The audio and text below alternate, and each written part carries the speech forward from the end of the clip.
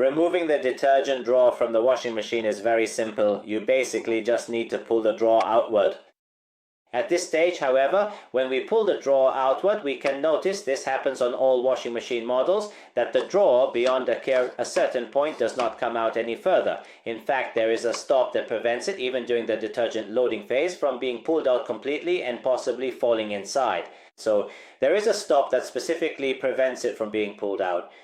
On some models, once you reach this point, you just need to apply slight pressure on the sides at these 2 points. So by placing your thumbs at both ends, just push a little and the drawer will come out.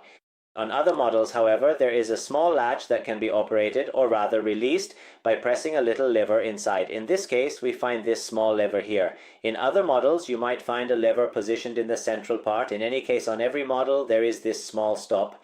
So in this case, you just need to push the lever down, which allows the latch to move and thus lets you pull out the drawer.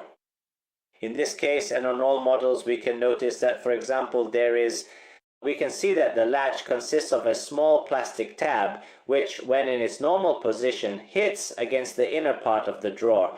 So this little tab here bumps into a stop, and therefore the drawer doesn't come forward.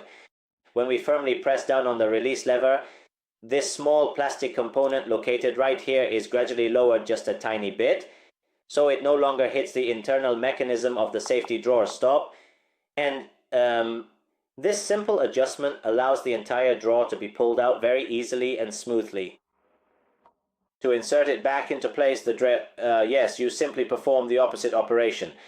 So you just need to carefully position these two ends, specifically these two metal fittings, directly into the plastic guides that are located here on the outer sides of the drawer container, and then gently push the drawer all the way forward until it clicks. At this point we find a small stop, we need to apply a little force so that we can push, so that the small stop we saw earlier moves forward. So there it clicked, it moved forward, and at this point the drawer can be inserted, and in the same way when we pull it out we see that the stop no longer allows it to come out.